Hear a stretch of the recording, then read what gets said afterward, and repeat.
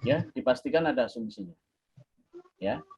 Sebagai contoh misalnya, kalau karena kita belajar manajemen itu merupakan bagian dari ekonomi, ya. Saya kira mungkin dari Bapak Ibu itu sudah familiar dengan teori permintaan, ya.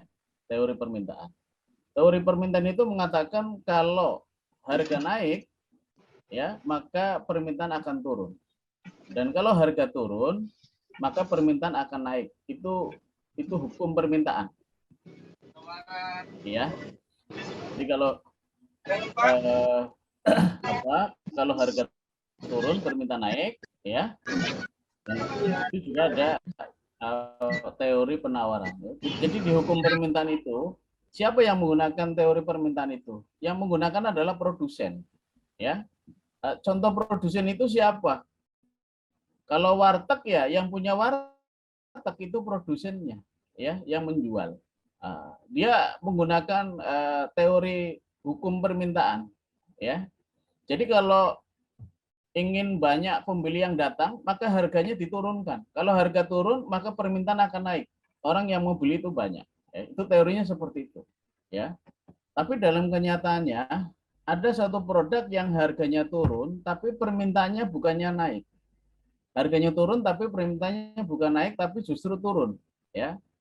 Oh, berarti ini teorinya salah, bukan salah. Karena teori permintaan itu ada asumsinya, ada syaratnya, ya.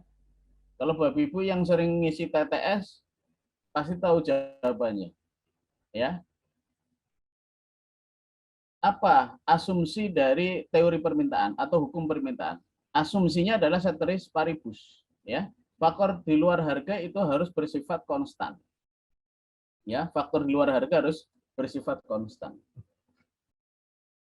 Apa itu Bu Desi konstan? Konstan itu tetap, Pak. Ya. Oh, bukan ini ya obat sakit gigi ya, Bu? Kenapa, Pak? Itu konstan, Bu. Oh, yang kuning itu Pak, Ya. konstan. Ya, ya. Jadi hukum permintaan yang tadi mengatakan kalau harga turun permintaan akan naik, siapa yang menggunakan? Yang menggunakan produsen. Tapi produsen harus lihat, ya. Karena ada satu produk yang harganya turun, permintaannya bukannya naik, tapi justru turun. Kenapa? Karena asumsinya tidak terpenuhi. Asumsinya kan ceteris paribus. Faktor di luar harga itu harus bersifat konstan, ya. Misalnya apa? Misalnya ternyata produk itu segmennya adalah pembelinya itu adalah mereka yang berpenghasilan menengah ke atas, ya. Kalau orang yang berpenghasilan menengah ke atas, pengambilan keputusan pembelian produk itu lebih dominan dipengaruhi oleh harga atau kualitas, Bapak Ibu? Kualitas. Oleh kualitas. Apa ukuran barang yang berkualitas? Ukuran barang yang berkualitas adalah barang yang harganya mahal. Jadi kalau misalnya Bu Desi berpenghasilan menengah ke atas, kemudian sudah biasa menggunakan sabun mandi yang berkualitas, ya, ternyata sabun mandi yang biasa dia gunakan, yang dianggap berkualitas, itu harganya turun. Maka persepsi Bu Desi bahwa kualitas produk itu turun. Padahal Bu Desi itu inginnya adalah produk yang berkualitas. Persepsinya kan beda. Produsen ingin penjualannya naik dengan harga diturunkan, tapi Bu Desi mengharapkan kualitasnya itu tetap paling tidak naik. Ini harganya turun. Maka Bu Desi akan pindah ke produk lain. Bu Desi yang lainnya itu akan tidak membeli produk itu. Maka menurut produsen, loh kok harganya diturunkan, kok permintaannya bukannya naik malah turun. Kenapa? Karena ternyata tidak melihat bahwa produknya ini adalah mereka yang berpenghasilan menengah ke atas. Proses pengambilan keputusan pembelian itu lebih dominan dipengaruhi oleh kualitas, bukan oleh harga. Ya. Nah, hukum permintaan ini ada syaratnya. Syaratnya tadi ceteris paribus. Faktor di luar harga dianggap tetap. Ya. Jadi hukum itu akan lebih cocok bagi mereka yang berpenghasilan menengah ke bawah. Kenapa? Kayaknya orang yang berpenghasilan menengah ke bawah, proses pengambilan keputusan pembelian suatu produk itu dominan dipengaruhi oleh harga. Ya, itu. Maka Bapak Ibu kalau punya calon menantu ini berpenghasilan menengah ke atas atau ke bawah, gampang Bapak Ibu. Ajak aja ke mall belanja, kalau dia setiap kali mau belanja yang dilihat adalah struk harganya, itu sudah dipastikan berpenghasilan menengah ke bawah. Karena dominan dipengaruhi oleh harga. Tapi bukan berarti kalau mereka yang misalnya membeli produk-produk yang berkualitas, itu mereka berpenghasilan menengah ke atas. Karena kadang orang kaya pun itu ternyata miskin. Hanya cuma kartu kredit, utang. Jadi itu Bapak Ibu ya. Jadi kita kalau misalnya ada teori yang beda dengan praktek, kita jangan langsung memvonis bahwa teorinya itu adalah salah. Ya, tapi kita lihat asumsinya, ya. Misalnya saya tanya Pak Pujianto. Pak Pujianto, kalau orang lompat dari ketinggian 40, lantai 40 ke bawah, meninggal nggak Pak Pujianto?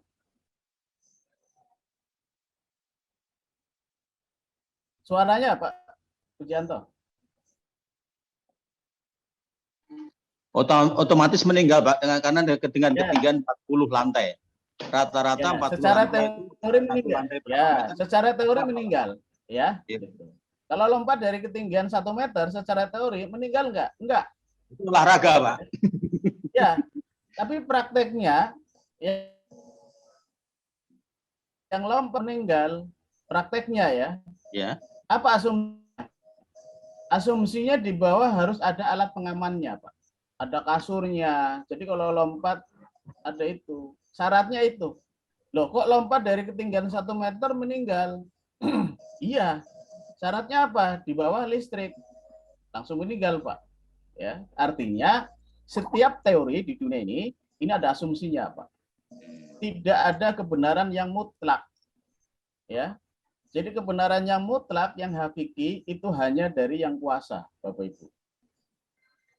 Itu. Ya, kalau di dunia itu nggak ada kebenaran yang mutlak, ya. Karena kebenaran itu adalah biasanya kalau di dunia itu adalah kebenaran karena kesepakatan. Ya. Misalnya saya tanya Pak Rinalko, 1 ditambah 1 berapa Pak Rinalko?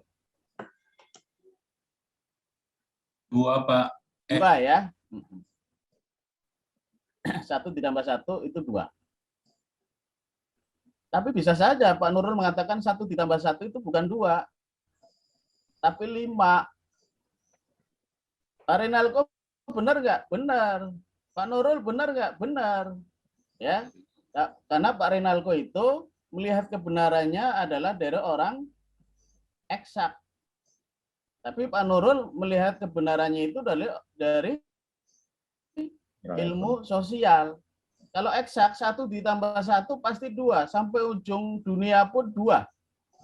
Karena apa? Mereka sepakat. Tapi kalau ilmu sosial itu tidak, Bapak Ibu. Ya, Pak Nurul mohon izin, saudaranya berapa, Pak Nurul? 1, Pak. 1. Ya. Saudaranya 1 ya. Iya. Jadi 1 ditambah 1 berapa? Pak Nurul? Kalau 2, Pak. 1 ditambah 1 4. Itu ilmu sosial. Ya. Kan dulu Bapak sama Ibu. Iya kan? Ya. 1 tambah 1 kan? Keluar berapa? Punya anak berapa, Pak Nurul? Ada 4, Pak. Ya, ada 4. Berarti 1 tambah 1 berapa? Jadi 6 kan? 6. Benar nggak? Benar. Itu ilmu sosial. Ya, maka saya katakan di dunia ini nggak ada yang mutlak. Yang mutlak adalah kebenaran yang berasal dari yang kuasa. Dengan kata lain, kita tidak boleh langsung kalau ada teori yang salah, kemudian kita memvonis, oh ternyata teorinya beda dengan kenyataannya. Ya. Kemudian juga dengan ini maka kita tidak boleh untuk takut salah. Ya. Jadi kita tidak boleh untuk takut berbuat salah. Ya. Kalau kita takut berbuat salah, maka kita asumsinya merasa benar terus. Ya. Gimana kita bisa tahu yang salah, apa yang benar kalau kita tidak tahu yang salah, ya. Itu ya. Ini hanya sharing aja, knowledge aja, Bapak Ibu, ya. Jadi kebetulan saya ditugaskan sebagai dosen, ya. Jadi menyampaikan materi, ya. Ini materi yang saya sampaikan, Bapak Ibu, ya. Jadi mata kuliah manajemen kinerja ini di STIMAIM ini menjadi tim teaching, ya. Jadi dua dosen, ya. Jadi yang lalu itu mungkin sudah disampaikan oleh Bu Elizabeth, ya. Saya ditugaskan setelah UTS, ya. Setelah UTS 2 kali, ya. Hari ini mungkin nanti pertemuan berikutnya mungkin saya menunggu instruksi dari lembaga, ya. Nah, hari ini sesuai dengan RPS-nya, rencana pembelajaran semester, saya diminta untuk menyampaikan materi terkait dengan kepuasan kerja, ya. Kemudian yang kedua itu setelah kepuasan kerja itu adalah stres kerja, kemudian disiplin kerja, ya. Di mana ketiga topik ini, kepuasan kerja, ya, kemudian stres kerja, kemudian disiplin kerja, itu semuanya merupakan faktor yang dari satu perusahaan, ya, kinerja dari satu perusahaan, ya. Jadi kalau kepuasan kerja dari karyawan itu meningkat, maka secara teori itu kinerja perusahaan, ya, kinerja karyawan itu juga akan meningkat, ya. Kemudian yang kedua, kalau stres kerja karyawan itu meningkat, maka kinerjanya akan menurun, ya, secara teori, ya. Bisa saja nanti secara praktek itu meningkat, ya. Lagi-lagi berarti teorinya salah. Ya tidak, itu mungkin ada satu novelty, satu kebaharuan. Kenapa kok stres kerja meningkat, justru kinerjanya meningkat, bukannya menurun, ya. Dan yang ketiga itu adalah materi yang terkait dengan disiplin kerja, ya. Jadi secara teori, kalau disiplin kerja karyawan, pegawai atau buruh itu meningkat, maka secara teori kinerja karyawan atau organisasi itu juga akan meningkat. Walaupun pada kenyataannya itu bisa saja disiplin itu disiplin meningkat, tapi justru kebalikan, ya, mungkin kinerjanya itu menurun, ya. Jadi ini adalah faktor-faktor yang mempengaruhi dari kinerja baik itu perusahaan maupun kinerja karyawan. Maka di dalam materi yang terkait dengan manajemen kinerja, materi ini dibahas, ya. Artinya kalau kita ingin mengelola manajemen kinerja sebuah perusahaan, maka mau tidak mau kita juga harus mengelola, ya, kepuasan kerja ini, ya. Jadi kalau kita lihat secara teori, kepuasan kerja itu adalah perasaan puas, ya, atau rasa pencapaian yang diperoleh seorang karyawan di dalam pekerjaannya, ya. Jadi kalau karyawan itu puas, karyawan itu enjoy, ya, maka itu dampaknya adalah pada kinerja. Kinerjanya juga akan meningkat. Itu secara teori, ya. Nah, apa itu kepuasan kerja? Banyak sekali pengertian dari kepuasan kerja ini, ya. Beberapa orang yang disebut dengan ahli itu membuat definisi, ya, atau pengertian dari kinerja ini, ya. Ada ahli yang namanya adalah Hasibuan, ya, kemudian ada Susilo, kemudian ada Handoko, ya, kemudian ada Lutan misalnya, ya. Mereka memberikan berbagai pengertian, ya, dari kepuasan kerja, ya, tentunya adalah dari perspektif mereka, ya. Jadi suatu saat kalau misalnya Pak Sobri itu mau membuat teori pengertian kepuasan kerja, boleh, ya, tidak apa-apa, ya, menurut persepsinya, ya. Jadi kalau menurut Hasibuan, kepuasan kerja itu adalah sikap emosional, ya, yang menyenangkan dan mencintai pekerjaannya, ya. Jadi sikap ini tercermin di mana? Di moral kerja, ya, kedisiplinan, kemudian prestasi kerja, ya. Kepuasan kerja ini dinikmati dalam pekerjaan, ya, luar pekerjaan atau kombinasi, ya. Jadi mereka enjoy dengan itu, ya, secara emosional, ya. Jadi beberapa pengertian dari kepuasan kerja nanti kita bisa lihat, ya. Jadi Bapak Ibu mungkin hari ini saya nyampaikan materi. Nah, nanti materinya saya kirim, ya. Saya kirim ke salah satu, ya. Kenapa saya kirim ke salah satu, Pak Pujianto? Supaya mudah koordinasi, Pak, Iya. di bawah komandan Ya. ketua kelas kita, Pak. Kalau salah satu kan masih benar 9, Pak. Jadi masih bisa lulus, Pak. Gitu. Nah, kalau salah semua kan nggak lulus semua, ya. Jadi ke salah Betul, satu Pak. aja, ya. Artinya Siap. jadi nggak repot. Ya, kita santai aja, Pak. Ya. Iya, masuk akal, Pak. Nggak usah tegang-tegang, Pak. Santai aja, Pak. Ya. Nah, kemudian kalau kita lihat, ya, ada beberapa faktor, ya, yang mempengaruhi dari kepuasan kerja, ya. Jadi Pak Pujianto itu akan merasa puas, ya, puas di dalam menjalankan aktivitas kerjanya. Itu apa sih yang mempengaruhi, ya? Yang mempengaruhi diantaranya adalah kompensasi dan kondisi kerja, ya. Jadi kalau kompensasi, ya, orang kerja itu kan, kalau misalnya Pak Sobri ditanya pagi-pagi keluar rumah itu kan ditanya, mau kemana Pak Sobri? Mau cari duit, gitu kan. Pak Pujianto mau kemana? Pagi-pagi mau cari duit, gitu loh. Ya. Kalau bisa, kalau sekarang ditanya, ya, mau kemana Pak Pujianto? Jangan cari duit, Pak. Ya. Jadi jawabnya harus naik, Pak, grade-nya, ya. Jangan nyari duit. Mau kemana? Mau ngumpulin duit.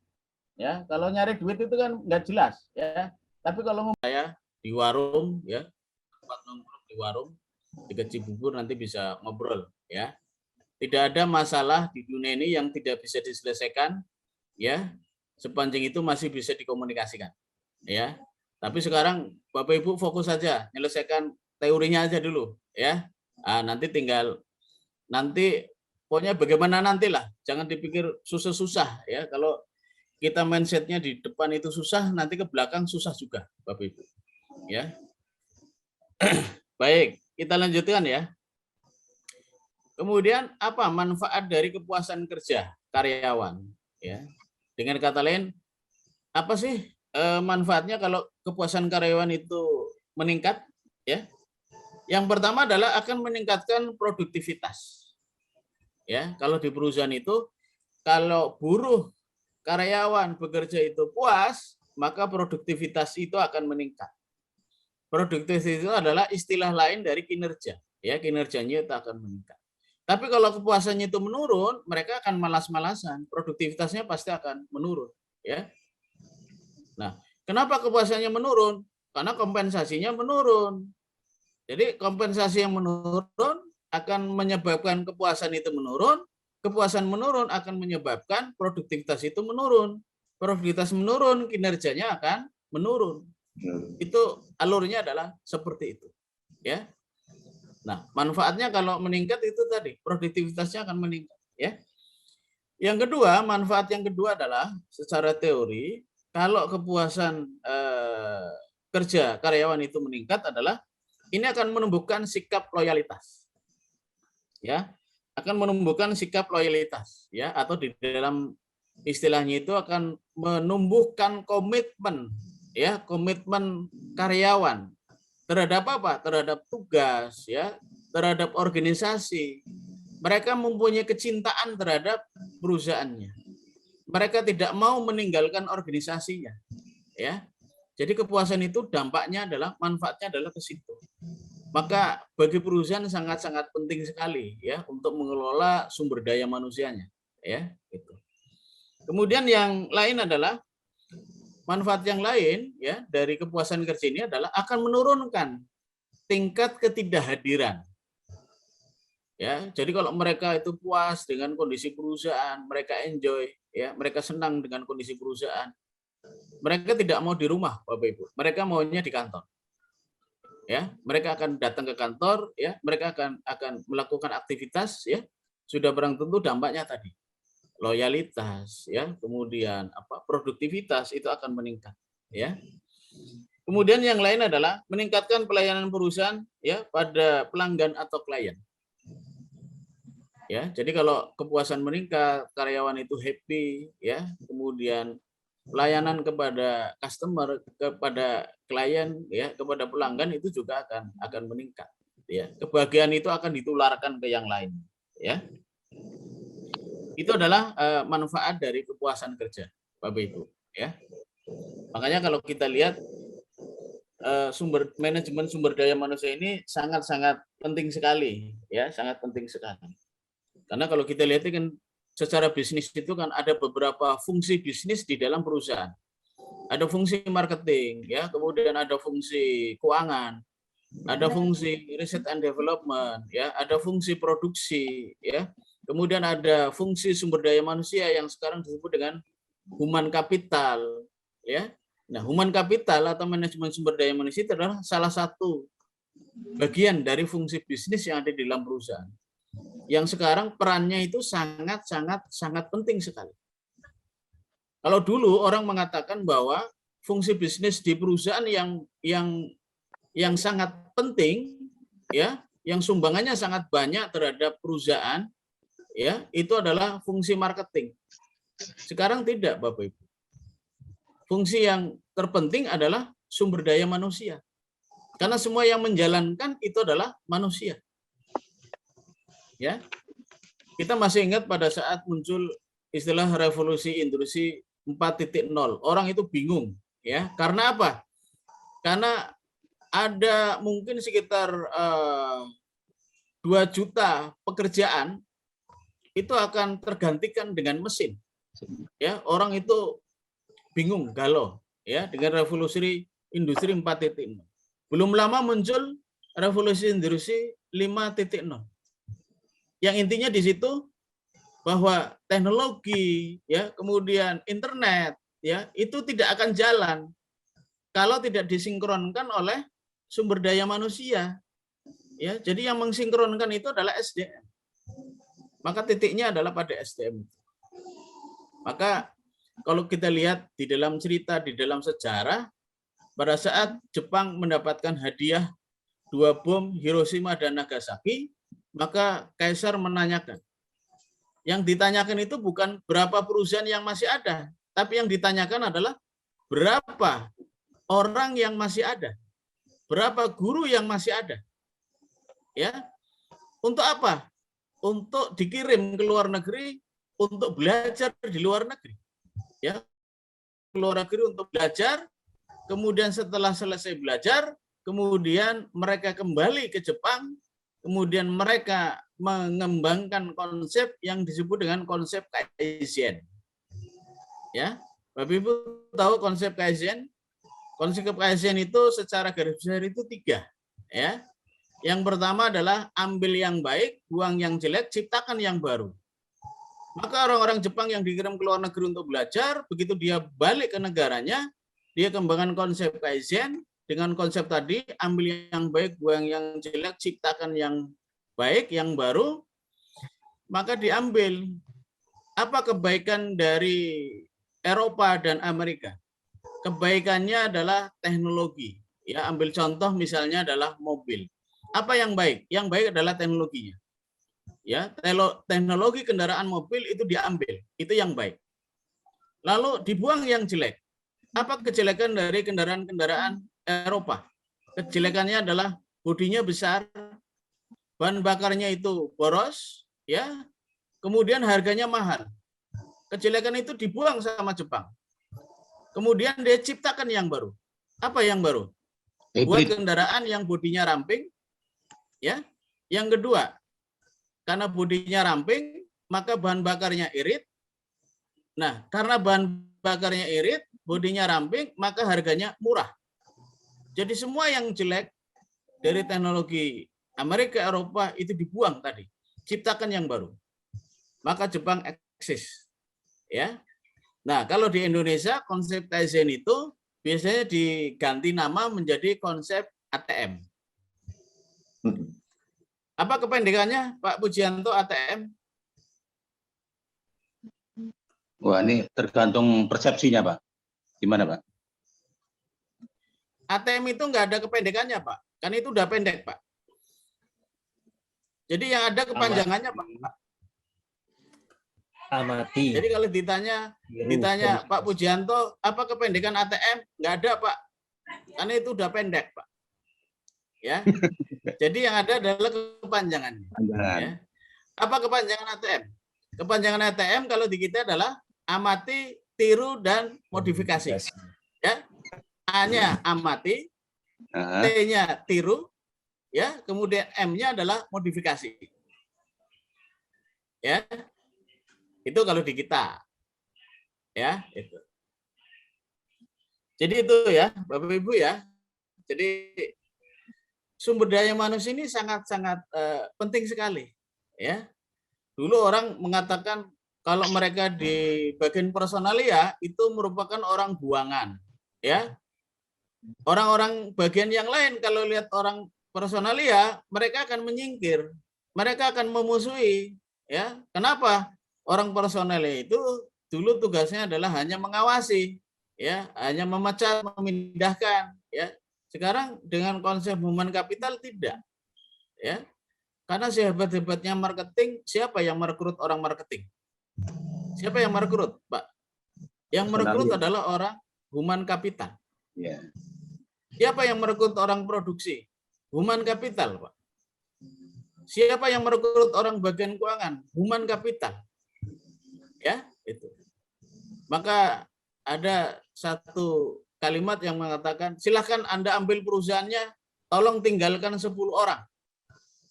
Dengan 10 orang, maka bisa membangun perusahaan. Tapi dengan perusahaan itu, belum tentu dia bisa mempertahankan perusahaan itu tetap bisa berjalan. Karena kuncinya adalah pada sumber daya manusia. Ya.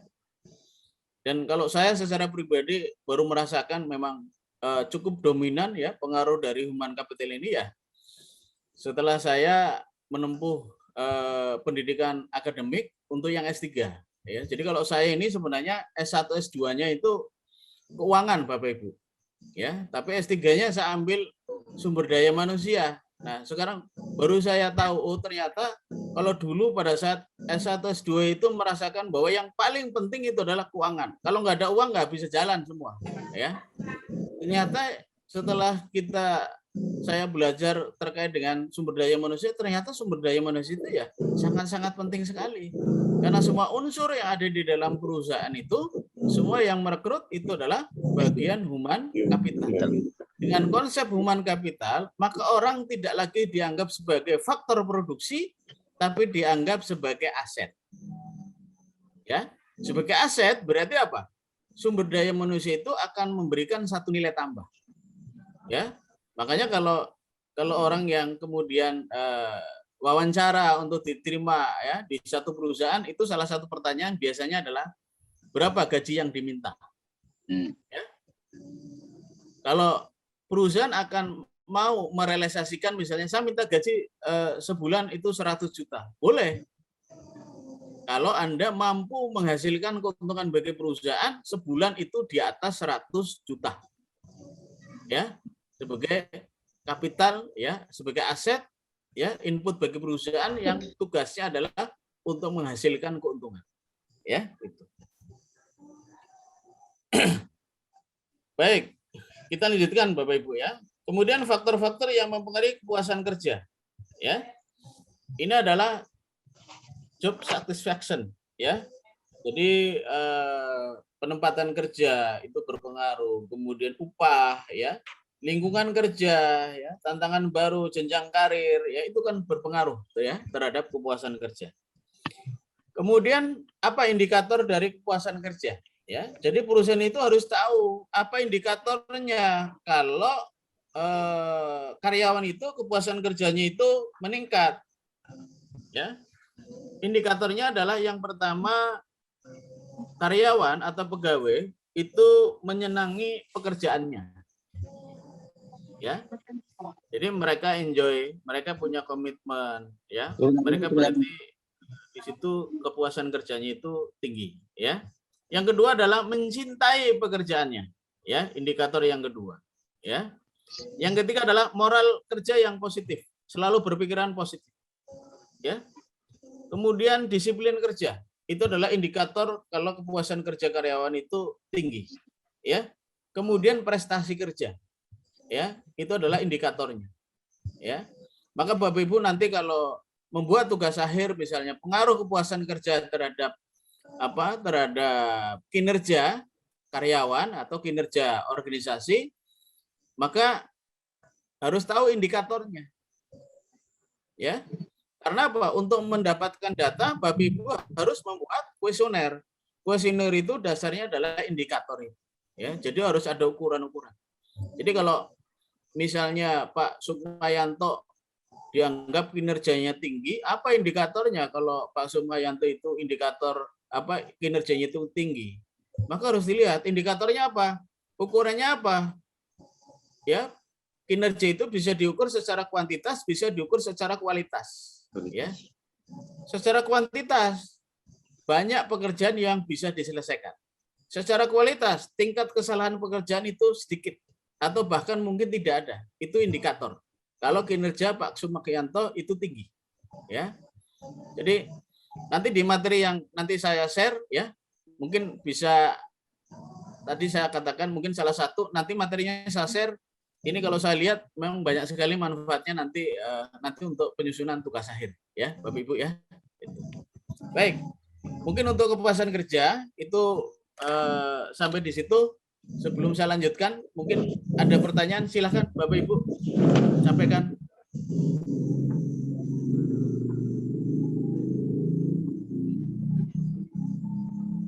Silakan teman-teman yang mau bertanya. Cukup jelas.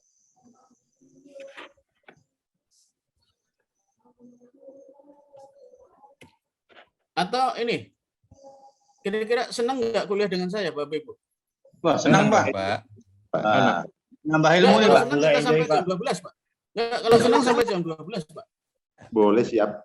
Siap, Pak. Bisa ya, Pak? Bisa, Itu Pak. kalau senang. Ya, tapi bapaknya bisa nggak, Pak? Eh? Bapak dosennya bisa nggak sampai jam? Oh, bisa, Pak. Saya kan di rumah, Bapak di rumah juga kan, Pak? Iya, saya dulu sampai rumah, Pak. Jelas ya, Bapak Ibu ya? Sudah cukup jelas, Pak. Bapak. Enak, Pak. Jelas. Enak. Baik. Sekarang kita lanjutkan dengan stres kerja, Pak.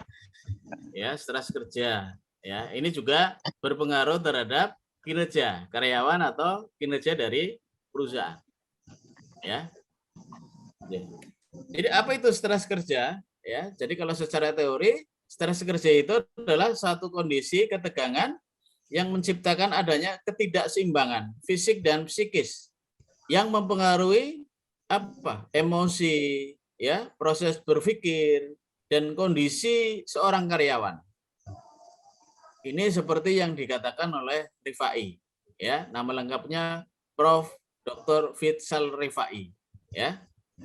Kemudian ada yang mengatakan juga Hasibuan bahwa stres ini adalah orang-orang yang mengalami stres ini menjadi nervous, ya, dan merasakan kekhawatiran kronis sehingga mereka sering menjadi marah-marah, agresif, ya, tidak dapat rileks, ya, memperlihatkan sikap yang tidak kooperatif, ya. Jadi banyak sekali pengertian-pengertian dari stres kerja, ya, dan ini akan berdampak, ya.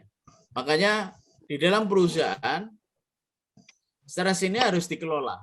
Maka ada yang namanya manajemen stres. Ya, jadi stres ini harus dikelola, Pak. Ya, jadi tidak boleh tidak dikelola. Karena kalau tidak dikelola maka ini akan liar. Ya, karena di dalam lingkungan apapun pasti di situ akan ada stres. Ya, ketidaknyamanan. Kalau ada ketidaknyamanan itu sudah menjadi indikator dari adanya stres. Ya. Nah, kalau perusahaan mampu untuk mengelola stres, ya, maka dampaknya adalah kinerjanya itu akan meningkat, ya. Ada beberapa pengertian dari stres kerja, ya. Nanti Bapak Ibu bisa baca dari materi yang nanti saya kirimkan, ya. Sekarang kita lihat, ya, kategori dari stres kerja, ya. Ini menurut Philip, ya, seseorang ini dapat dikategorikan mengalami stres kerja bila yang pertama, urusan stres yang dialami itu melibatkan pihak organisasi atau perusahaan tempat individu kerja. Ya. Yang kedua adalah mengakibatkan dampak negatif ya bagi perusahaan dan juga individu. Ya. Maka di sini perlu adanya satu kerjasama ya yang baik antara perusahaan ya dengan karyawan untuk bisa secara bersama-sama ya mengelola ya menyelesaikan persoalan stres yang ada di dalam perusahaan. Karena kalau ini tidak dikelola dengan baik, pasti dampaknya adalah pada penurunan kinerja dari karyawan atau kinerja dari perusahaan. Secara garis besar, ya faktor yang menjadi penyebab ya stres kerja itu, ini bisa kita kategorikan. Yang pertama adalah yang berasal dari faktor lingkungan, ya faktor lingkungan. Ya, jadi ada beberapa faktor lingkungan yang berpengaruh terhadap stres kerja. Yang pertama adalah perubahan situasi bisnis yang menciptakan ketidakpastian ekonomi. Ya, seperti kondisi sekarang ini, pandemi Covid. Ini menimbulkan kesetresan. Tidak hanya karyawan, tapi juga bagi perusahaan. Perusahaan stres karena tidak mampu ya untuk mempertahankan perusahaannya, tidak mampu memberikan penghasilan seperti biasanya, tidak mampu untuk memberikan kesejahteraannya.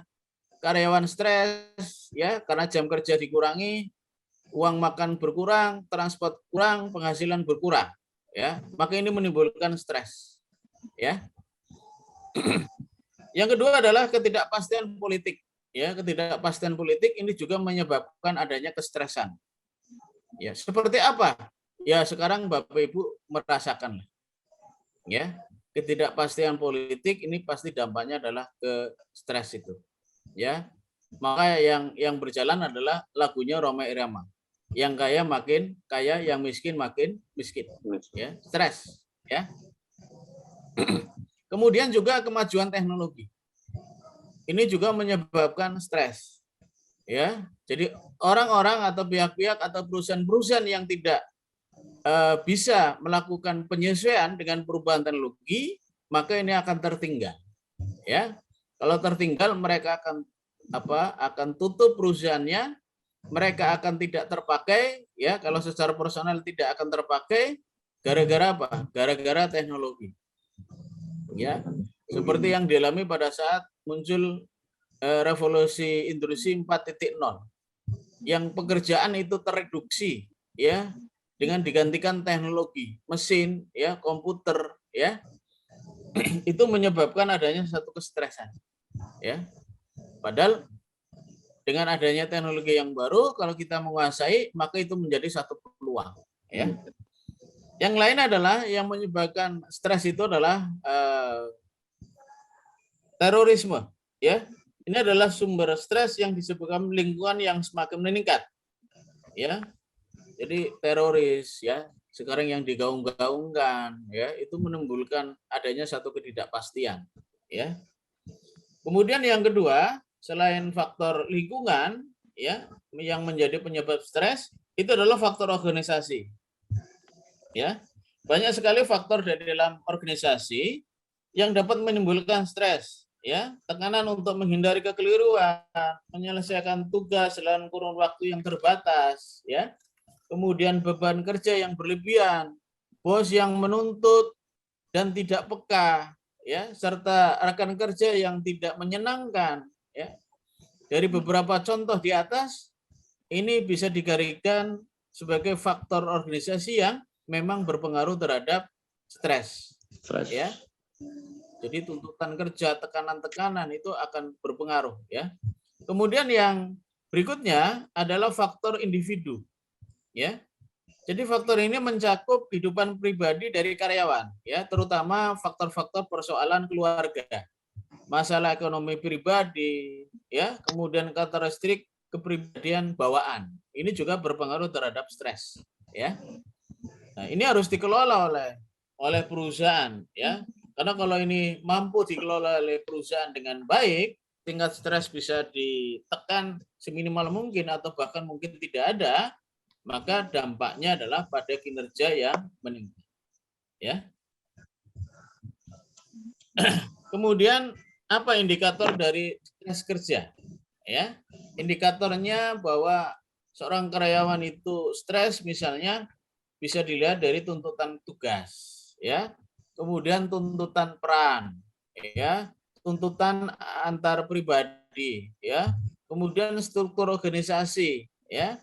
Kemudian kepemimpinan itu juga menjadi indikator apakah seorang karyawan itu mengalami stres atau tidak mengalami stres. Dan ini perlu Bapak Ibu perhatikan ya. Nanti kalau misalnya Bapak Ibu mengambil topik atau judul tugas akhir misalnya pengaruh stres terhadap kinerja. Apa ukuran dari stres? Ya ukurannya tadi, ya. Mungkin itu materi yang terkait dengan stres kerja ya. Kemudian yang terakhir adalah terkait dengan disiplin ya. Jadi disiplin ini juga berpengaruh terhadap kinerja perusahaan. Apa itu disiplin? Ini adalah merupakan fungsi operasional manajemen sumber daya manusia yang terpenting karena semakin baik disiplin kerja pegawai, maka semakin baik kinerja yang dapat dicapai. Ya. Jadi kalau secara teori kinerja berpengaruh nggak, Pak Lutfi? Kinerja berpengaruh nggak terhadap kinerja disiplin berpengaruh nggak terhadap kinerja, Pak Lutfi? Izin Bapak berpengaruh Bapak. Berpengaruh ya? Ya. Jadi kalau disiplin meningkat, maka kinerja akan meningkat. Ya, secara teori adalah seperti itu. Tapi tidak semua ya, tidak semua organisasi itu disiplin mempengaruhi kinerja, Bapak Ibu. Ya. Sebagai buktinya apa? Ya, dalam satu penelitian ya. Jadi ada beberapa mahasiswa yang saya bimbing ya. Mereka melakukan penelitian yang mengangkat topik pengaruh disiplin terhadap kinerja. Ternyata disiplin itu tidak berpengaruh terhadap kinerja. Padahal secara teori, ya secara teori itu kan disiplin itu kan berpengaruh terhadap kinerja. Nah, kalau kita menemukan seperti itu, oh berarti teorinya salah dong. Atau penelitiannya salah dong. Ada yang salah ini. Belum tentu. Kita harus lihat, Pak. Maka biasanya dalam satu penelitian itu kan biasanya ada yang disebut dengan novelty, kebaruan. Ya, jadi kalau secara teori tadi mengatakan bahwa disiplin itu berpengaruh terhadap kinerja. Ya. Tapi ternyata untuk lingkungan militer, ya, untuk lingkungan militer sekali lagi, itu ternyata dari 3 penelitian yang saya dapatkan itu semuanya tidak berpengaruh. Kenapa di militer disiplin tidak berpengaruh? Pak Reynaldo. Karena itu suatu kewajiban buat militer, Pak. Jadi tidak mengaruhi ya. kinerjanya. Jadi kenapa di militer itu disiplin tidak berpengaruh terhadap kinerja? Karena disiplin di militer itu sudah menjadi habit, sudah menjadi kebiasaan hidup. Kalau boleh dikatakan mereka dari lahir sampai meninggal itu disiplin. Makanya kalau orang-orang militer itu kalau diperintah, kalau disuruh, itu pasti semua jawabannya adalah siap. Betul nggak Bapak Ibu? Betul. Iya, semua siap. Ya, orang salah pun siap, apalagi benar. Ya, jadi kalau salah mereka akan bilang terus terang, siap salah. Ya, itu kalau salah. Ya, siap. Ya. Jadi di militer itu disiplin itu sudah menjadi habit, menjadi kebiasaan. Disiplin itu tidak perlu lagi didisiplinkan, mereka sudah disiplin. Ya, mereka disiplin. Jadi kalau misalnya mereka harus masuk jam 7 atau jam 6, ya mereka akan masuk jam 7 atau jam 6. Apel. Ya, kalau apel pagi itu jam 7, apel sore itu jam 4 misalnya. Ya, maka jam 7 dan jam 4 mereka pasti akan apel. Disuruh nggak disuruh mereka akan apel. Maka di sini walaupun mereka tahu di tengah-tengah itu tidak ada aktivitas, tidak ada pekerjaan, mereka tetap akan hadir jam 7. Tapi kalau di swasta, ya mohon izin, kalau di ASN, ya PNS misalnya, tahu nanti ada acaranya itu jam 11, maka datangnya jam 10. Walaupun jam masuknya itu misalnya jam 7. Ya. Tapi kalau di militer, ada tugas, tidak ada tugas, kalau apel itu jam 6, atau jam 7 mereka akan hadir jam 7. Ya. Jadi kalau konsep disiplin mereka biasanya kalau masuk jam 7 pulang jam 4 ya konsep kerjanya adalah 7.04 ya, 7 apel, kemudian tengah-tengah kosong, kemudian jam 4 apel lagi. Ya, itu. Jadi di militer itu tidak berpengaruh ya. Tapi kalau di swasta maka disiplin itu sangat berpengaruh. Bisa Bapak Ibu bayangkan kalau misalnya Bapak Ibu punya perusahaan ya, kemudian karyawannya tidak disiplin. Harusnya masuk jam 8 atau masuk jam 7, mereka tidak didisiplinkan, mereka masuk jam 10. Pasti akan berdampak, akan berpengaruh terhadap produktivitas. Produktivitas menurun, pasti kinerjanya juga akan menurun. Ya. Lalu faktor-faktor apa yang berpengaruh terhadap disiplin kerja? Ya. Yang pertama adalah besar kecilnya pemberian kompensasi. Ya, jadi besar kecilnya kompensasi ini berpengaruh terhadap disiplin. Ya. Biasanya kalau gajinya rendah, gajinya kecil ya, mereka akan malas-malasan. Ya, datangnya seenaknya sendiri misalnya ya. Kalau misalnya mereka ditegur, lah gajinya kecil kok minta disiplin misalnya ya. Tapi kalau gajinya tinggi ya, mereka untuk mendisiplin gimana? Telat 1 menit potong 100.000. Nah, mereka akan berjuang untuk bisa tidak terlambat 1 menit ya. Mereka akan disiplin ya, itu. Ya. Jadi besar kecilnya kompensasi. Ya. Maka ada penelitian yang mengambil topik pengaruh kompensasi terhadap kinerja, ya, karena tahu itu akan berpengaruh, ya. Yang lain adalah ada tidaknya keteladanan pimpinan dalam perusahaan, ya, ini juga akan berpengaruh terhadap disiplin, ya. Makanya kalau pimpinannya itu datang jam 7, pasti anak buahnya akan berusaha datang sebelum jam 7. Kalau pimpinannya pulang jam 8 malam, pasti anak buahnya akan pulang lebih dari jam 8 malam. Ya. Apalagi kalau di TNI. Ya, kalau di TNI itu kalau pimpinannya belum pulang itu anak buahnya nggak akan ada yang berani pulang. Ya, itu. Yang jadi masalah itu kan kalau misalnya di Angkatan Laut ya keluarganya ada di Surabaya, kemudian dia sendirian di Jakarta. Ya, maka biasanya dia akan senang berlama-lama di kantor, yang susah ya anak buahnya, kok nggak pulang-pulang ya. Pimpinannya kalau pulang ya cuma ketemu kasur, mending di kantor ya. Bahkan ada yang mondok ya, mondok di kantor ya. Jadi kalau di TNI seperti itu ya, mereka biasanya pulangnya malam-malam ya. Apalagi yang kalau mereka sudah masuk kategori pati ya atau kolonel, biasanya mereka itu pulangnya malam-malam. Ya. Kalau saya tanya ya, kebetulan saya dari 2008 itu nangani di Istimewa itu kerjasama dengan TNI ya, Angkatan Laut, Angkatan Darat ya, Marinir, itu dari 2008 saya ngurusi kerjasama ya untuk kelas-kelas yang di TNI. Jadi sedikit banyak saya tahu warna-warnanya ya. Jadi kalau pati itu biasanya pulangnya malam.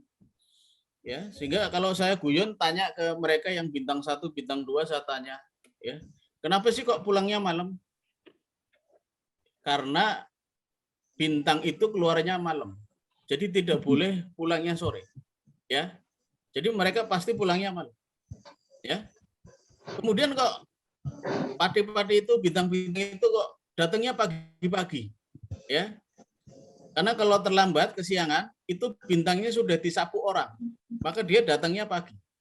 Ya, pulangnya malam, datangnya itu paling pagi. Ya, itu.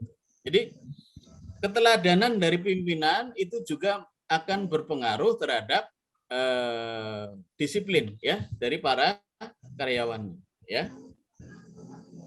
Kemudian kalau kita lihat ya, jadi banyak sekali faktor-faktor yang mempengaruhi ya. Yang lain misalnya adalah aturan. Ya, ada tidaknya aturan ini juga akan berpengaruh terhadap disiplin ya. Kemudian keberanian dari pimpinan ya untuk mengambil tindakan ya. Jadi kalau ada orang yang melanggar ini harus ditegakkan aturannya. Nah, ini ketegasan dari pimpinan ini berpengaruh ya terhadap disiplin itu. Kemudian ada tidaknya pengawasan dari pimpinan. Ya. Kemudian apalagi ada tidaknya perhatian kepada karyawan. Makanya kalau kita lihat ada penelitian-penelitian yang mengangkat pengaruh kepemimpinan atau leadership terhadap kinerja. Ya, maka teorinya adalah ada di sini. Kenapa kok mengambil seperti itu? Gitu loh. Kemudian indikator dari disiplin kerja ya. Jadi indikator dari disiplin kerja itu ada beberapa ya indikator yang mempengaruhi ya. Nanti bisa kita lihat misalnya adalah ketepatan waktu ya. Kemudian ketaatan terhadap peraturan perusahaan. Ya. Kemudian tanggung jawab di dalam menjalankan atau mengerjakan tugas. Ini adalah indikator-indikator yang menjadi ukuran tingkat kedisiplinan dari para karyawan ya.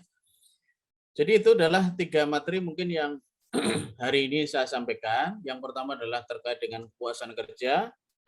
Yang kedua adalah terkait dengan stres kerja ya, dan yang ketiga adalah terkait dengan disiplin kerja. Yang ketiga-tiganya ini berpengaruh terhadap kinerja ya. Kinerja itu tidak hanya kinerja karyawan tapi juga kinerja organisasi. Baik, sampai sini. Silakan mungkin ada pertanyaan Bapak Ibu.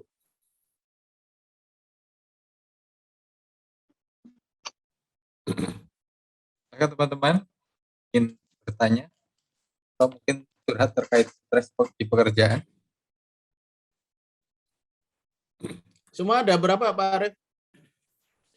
Biasanya 41 Pak hadir. Saat ini ada 30 peserta. Ada 34 ya Pak Arif ya? Ya, 35 Karena Pak. saya kan nggak di absen ya. Oh. Iya. Di absen kan mahasiswa. 35 apa ini 36? Kalau saya ngajar dari tahun 96 sampai sekarang, absen itu tidak penting, Pak. Ya. Jadi saya bilang ke mahasiswa itu, saya bilang kalau absen itu tidak penting ya. Karena bagi saya yang penting adalah kehadiran, Bapak Ibu. Ya, kehadiran itu yang penting. Iya. Iya. Betul, Pak. Loh, ya sama aja, beda ya. Kalau bukan di sini Pak, ya di reguler itu yang masih muda-muda saya bilang seperti itu ya. Sama aja Pak, beda. Saya masih lebih menghargai orang yang hadir lupa absen daripada absen tidak hadir. Nah, itu bedanya di situ Pak, ya itu. Makanya nggak penting itu absen. Yang penting adalah hadir. Ya. Iya, maka kalau guyonannya saya sampaikan, saya ngajar itu honor nggak penting Pak, ya Pak Arif, honor itu nggak penting, karena yang penting ditransfer Pak, itu kan? Yang penting transferannya ya Pak. Kalau ya, yang honornya penting ditransfer, tapi nggak ditransfer, Jadi, honor repot itu ya, nggak Pak. penting Pak. Kan Kalau dari kampus transfernya terlambat pun saya nggak masalah Bapak Ibu, terlambat sebulan pun saya nggak masalah Bapak Ibu. Tapi yang masalah kan istri kita, itu masalah Pak. Iya kan? Betul Pak. Larinya stres dong Pak. Iya, jadi biar kita nggak stres Ibu ya. Kita pokoknya yang asik-asik aja Bu. Ya. Iya. Semua sudah diatur kok rezeki itu. Ya. betul Pak. Iya. Kalau dulu orang bilang nggak bisa usaha itu modal dengkul itu. Nggak bisa itu. Itu nggak benar Bapak Ibu. Orang sekarang nggak punya dengkul aja itu jadi modal. Iya kan Bapak Ibu? Coba lihat yang di lampu merah itu, nggak punya dengkul jadi modal kan Bapak Ibu. Apalagi yang punya dengkul gitu loh. Itu. Nah, ya kalau saya pikiran positif aja ya. Jadi semua yang ada di lingkungan kita itu adalah bahan belajar ya. Ternyata yang minta-minta di lampu merah itu juga ada manajemennya Bapak Ibu. Ya. Lampu merah itu berubah dari hijau ke merah itu berapa menit Bapak Ibu? Ya, Berapa menit Pak Arif? Pernah perhatikan nggak Pak Arif? 5 menit. sekitar 2 3 menit. 2 menit Pak. 60 Iya kan? detik biasanya, Pak. 60 detik ya? Iya. Iya, 1 menit kan? Iya, 1 menit merah, 1 menit hijau gitu kan? Ya. Oh iya. Itu kan 30 kali kan? 30 kali merah kan? Ya. Nah, kalau 30 kali merah, setiap merah itu mereka dapat 5.000. 5.000 kali 30 berapa Bapak Ibu? 150. 1 jam itu 150.000 Bapak Ibu. Mereka nongkrong di lampu merah 2 jam itu dapat 300.000. Ngalahin Pak Pujianto. Ya kan? Nah itu. Makanya kalau saya lihat itu mereka apa minta-minta gitu ya. Kalau saya lihat makannya mungkin Pak Pujianto kalah ya. Mereka makannya nasi Padang ya kan? Kemudian kepala kakap gitu kan. Enak, minumnya es jeruk gitu loh. Saya ngeliatin, saya perhatiin. Jadi kalau saya bukannya kasihan gitu loh. Saya kalau mau ini ya udah ke masjid lah, langsung ke orang-orang yang memang berhak gitu loh ya. Perhatikan seperti itu. Ya. Jadi nggak bisa yang dulu bilang nggak bisa itu usaha nggak ada modal itu nggak ada uang itu nggak bisa. Bisa Bapak Ibu. Bisa Bapak Ibu. Ya. Ini ada cerita Bapak Ibu. Kemalaman nggak apa-apa Bapak Ibu? Nggak apa-apa, Pak. Ya. Lanjut Bapak, lanjut. Lanjut. Jadi ini cerita. Jadi saya itu sama teman itu pengen memiliki perguruan tinggi Bapak Ibu. Gimana caranya untuk memiliki perguruan tinggi tapi nggak punya uang? Bisa nggak? Secara teori nggak bisa, tapi prakteknya bisa Bapak Ibu. Ya, jadi ada perguruan tinggi yang kemudian mereka mau dialih kelolakan, ya manajemennya. Kemudian saya negosiasi ambil alih. Untuk ambil alih itu kena di harga 2,5 M, Bapak Ibu. Ya, 2,5 M itu untuk ambil alih itu. Saya nggak punya uang, gimana caranya saya bisa punya perguruan tinggi itu, tapi bisa punya itu. Itu ternyata saya dengan teman bertiga gitu ya. Untuk ambil alih 2,5 M, kemudian untuk mendapatkan uang 2,5 M, itu saya jual kepemilikannya 40%. Ya, saya cari kolega teman-teman saya yang dulu mahasiswa saya, para padi-padi itu, ya. Jadi dengan modal trust kepercayaan, kemudian saya sampaikan proposal, saya penawaran, ya. Jadi saya sampaikan bahwa perguruan tinggi ini adalah perguruan tinggi yang sehat, ya. Kalau diambil alih, ini nanti ke depan prospeknya adalah bagus. Nah, ini mau dijual kepemilikannya itu 40%. Kalau ingin memiliki kepemilikan 40%, maka dikonversi dengan nilai sebesar 2,5 miliar. Ternyata dengan model trust itu orang percaya. Karena saya dari 96 memang berkecimpung di dunia pendidikan. Orang percaya, Bapak Ibu. Jadi mereka menyerahkan 2,5 miliar dengan kepemilikan 40%. Ternyata saya masih bisa negosiasi dengan pemiliknya, ya. Negosiasi ternyata kenanya bukan 2,5 M, tapi akhirnya kena 1,5 M. Tapi tetap kalau ingin punya 40%, maka tetap harus menyetorkan 2,5 miliar. Menang banyak dong, Pak. Maka begitu mereka serahkan 2,5 miliar, saya untuk membayar, untuk ambil alih, itu 1,5 miliar, saya masih punya 1 miliar. Di perguruan tinggi itu masih ada saham 60%. Nah, 60% itu dibagi 3. Sekarang masing-masing punya 20%, ya, tidak keluarkan uang, malah sekarang dapat uang. 1 miliar cash dibagi 3. Ternyata bisa, Bapak Ibu. Dan itu terjadi di masa pandemi COVID. Ya, itu ternyata bisa, Bapak Ibu. Karena apa? Saya gunakan itu karena di Jakarta ini ternyata konsep itu sudah berjalan. Ya, konsep itu sudah berjalan. Banyak sekali perusahaan-perusahaan yang mengambil alih perusahaan lain tanpa mengeluarkan uang. Ya. Contoh lain, Bapak Ibu, mungkin bisa dipraktekkan kalau mau. Jadi contoh gampangnya gini. Saya misalnya dapat informasi misalnya ini. Stima IMI itu mau dijual. Ya, mau dijual. Siapa pemilik dari Stima IMI? Ya, pemiliknya adalah yayasan. Ya. Misalnya Stima IMI itu mau dijual dengan harga 100 miliar. Ya. Saya bisa mengambil alih Stima IMI tanpa mengeluarkan uang 100 miliar. Caranya gimana? Caranya adalah saya melalui perusahaan saya itu menerbitkan apa yang disebut dengan obligasi. Surat pengakuan hutang. Maka saya terbitkan obligasi, apa jaminannya? Jaminannya adalah Stima IMI. Orang mau membeli obligasi itu. Kenapa? Karena jumlah mahasiswa Stima IMI misalnya ada 10.000. Ya, 10.000 SPP-nya misalnya 10 juta. Berarti satu semester akan ada pemasukan 10.000 kali 10 juta. Maka orang mau untuk membeli obligasi itu.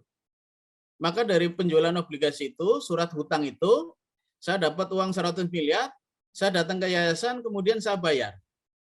Ya. Maka sekarang Stima IMI punya siapa, Bapak Ibu? Punya siapa, Bapak Ibu? Maka sekarang Stima IMI adalah punya saya, 100%. Tapi sekarang saya punya utang 100 miliar. Gimana caranya saya bisa membayar utang yang 100 miliar? Maka kepemilikan saham saya di Stima IMI itu saya kurangi. Sahamnya saya jual 60%.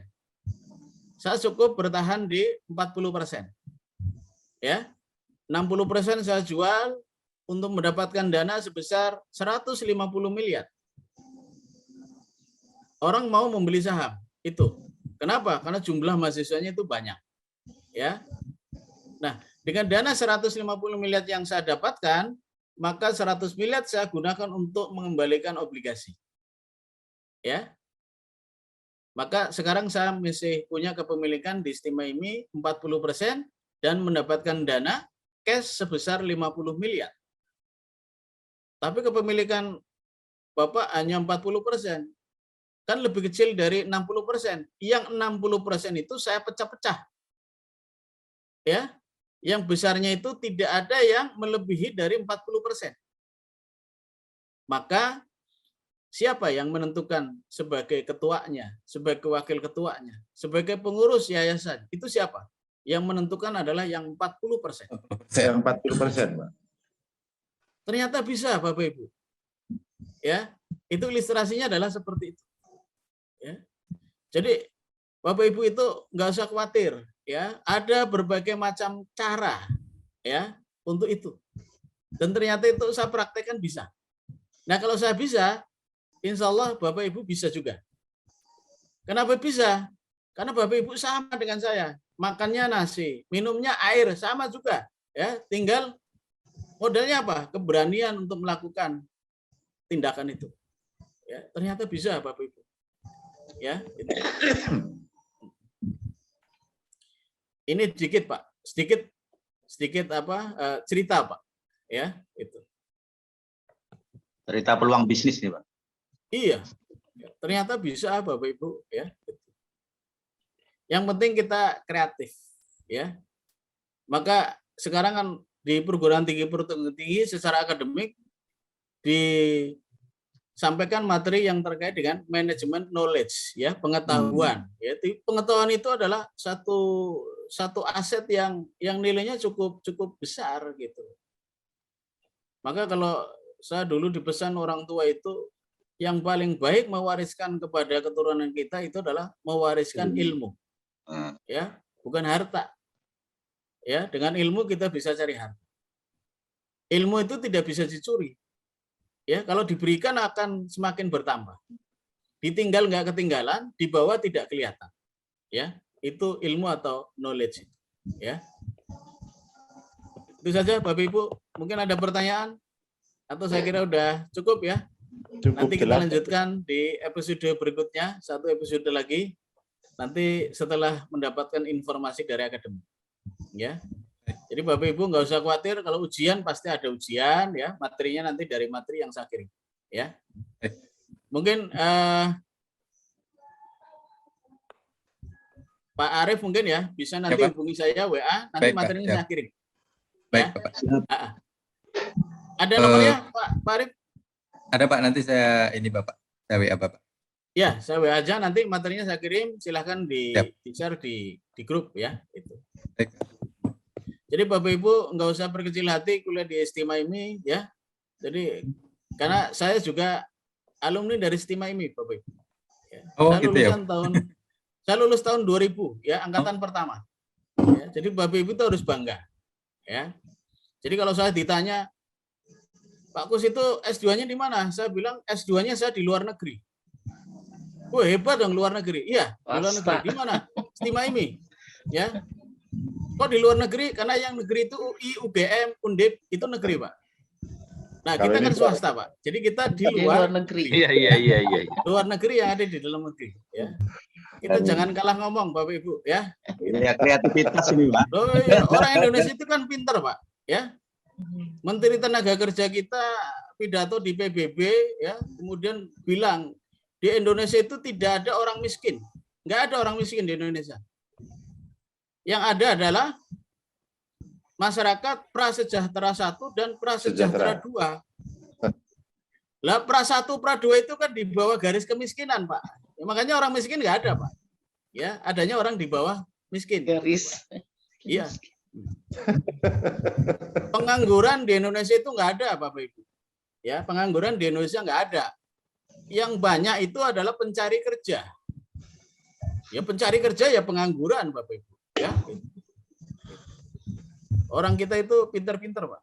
Ya, ngomongnya itu pinter-pinter. Maka kita harus lebih pinter, Pak. Gitu. Ya. Benar ya, Pak Sumayanto ya? Iya betul Pak, fakta itu. Lah kalau nggak gini kan nggak bisa tahan lama, Pak. Ngajar, Pak. Ya. Nah, saya harapkan ya Bapak Ibu nanti selesai S2, karena saya di dunia pendidikan ya, Bapak Ibu udah selesai S2, Bapak Ibu urus NIDN ya. Kalau Bapak itu ASN, Polri, TNI, urus NIDK. Ya. Bapak Ibu ini kan sudah masuk kategori praktisi. Nah, dosen sekarang yang dicari adalah tidak hanya akademisi tapi juga praktisi. Ya, itu. Jadi cari itu peluang, Pak, ya. Jadi pulang kerja jam 4 kan masih bisa nyari kampus yang kelas sore gitu loh. Ya, pulang daripada pulang macet gitu loh. Iya kan? Bisa ngajar dulu 2 sesi ya. 2 sesi kalau satu sesi misalnya 200 ya. Neduh dapat 400. Yang kecil-kecil 100, neduh 2 sesi 200. Lumayan, Pak. Masih menang yang di lampu merah ya, Pak. Daripada Grab ya, Bapak Ibu, saya kadang kasihan, Pak. Bapak Ibu kalau mohon maaf ya, jadi bukan ngerain. Kalau yang Grab itu sekarang masih muda iya. Tapi nanti kalau sudah usia itu sudah ini, wah bahaya Pak. Itu kan hidupnya sampai malam-malam Bapak Ibu. Saya perhatikan sampai jam 1 masih nunggu pesanan, nunggu ini gitu ya. Kalau Bapak Ibu lihat itu mereka-mereka yang mohon maaf karena sudah menjadi tugas gitu ya. Security misalnya yang kerjanya malam-malam, supir taksi yang malam-malam. Yang ini dalam Pak yang kenapa? Ya, itu. Kalau menurut saya sih bukan karena saya pengajar itu loh, dosen. Yang paling asik sebenarnya ngajar. Suaranya hilang, Pak. Ya, paling asik itu. Memperpanjang Apalagi umur. ibu kalau jadi dosen enak sekali gitu ya. Ada kegiatan gitu, tinggal telepon mahasiswanya kan. Nanti ditunda ya minggu depan gitu. Kan bisa gitu. Ya. Dimarahin enggak? Enggak, yang penting satu semester itu 14 16 kali pertemuan, selesai, bisa diganti. Ya. Kita cari yang asik-asik aja ya, Pak Pujianto ya. Siap, Pak. Iya, nggak usah stres-stres, kita pikirannya positif, gitu aja. Ya. Selesai Kasih ini slow, nanti Pak. lanjut, selesai S2 lanjut S3 misalnya. Kalau memang dimungkinkan ya. Kalau tidak ya cukup, nanti anaknya yang harus lebih dari itu. Dan sekarang Bapak Ibu mungkin kalau punya putra-putri kemudian mau mengkuliahkan itu kondisinya tidak seperti dulu. Kalau dulu orang mau cari kuliah yang tidak bayar itu susah sekali. Sekarang Tapi gampang. sekarang kalau mau mencari kuliah yang tidak bayar itu banyak sekali. Karena sekarang ada program pemerintah yang namanya KIP, Kartu Indonesia Pintar. Ya. Itu 100% nggak bayar Bapak Ibu. Kalau yang baru lulusan dari SLTA. Di Stimaimi kalau nggak salah tahun ini dapat kuota untuk KIP itu sekitar 200 atau 400 mahasiswa. Ya. Peluangnya cukup besar Bapak Ibu. Ya. Nah, sekarang yang kebalikan, perguruan tinggi itu susah. Susah nyari mahasiswa, ya. Sudah disuruh kuliah nggak bayar aja susah, nggak mau gitu loh Bapak Ibu. Ya. Nah, dulu nyari kampus yang ada beasiswanya susah. Jadi ini kan kembali ke sinetron Kemet itu, dunia terbalik Pak. Ya. Nah, cuma ya gimana caranya kita bisa mengelola itu, ya, dengan kreativitas, ya, kita bisa antisipasi itu, ya. Baik, saya kira itu aja untuk hari ini. Terima kasih. Terima kasih, Pak. Terima kasih, Pak. Ya, baik, saya akhiri. Billahi taufiq wal hidayah. Assalamualaikum warahmatullahi wabarakatuh. Waalaikumsalam. Warahmatullahi wabarakatuh. Terima kasih Bapak. Terima kasih, Pak. Ya. Terima kasih, Pak. Selamat malam. Udah sih, lanjut ngemilnya, lanjut. Belum habis. Kita screenshot sebentar kali ya. Pak. Izin Pak Arif, untuk besok jadi gimana itu yang tanggapan dari Prof. Haris? Apakah diganti dosen kedua atau gimana Pak besok pagi Pak? Mohon izin Pak. Sampai sekarang belum ada informasi tambahan. Tapi nanti saya coba pastiin dulu. Untuk pengganti. Besok mulai jam 12 ya Pak Haris ya? Jam 12 besok. Ya, jadi jam Ya, 12. jam 12.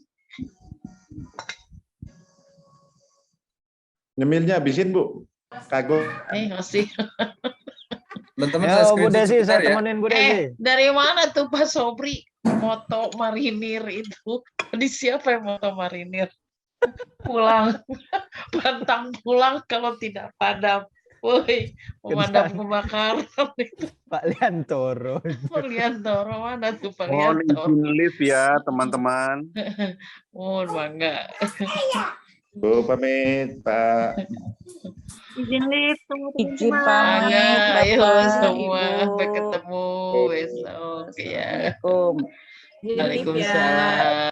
Assalamualaikum. Waalaikumsalam. Sampai jumpa lagi besok ya Bapak Ibunya. Selamat beristirahat.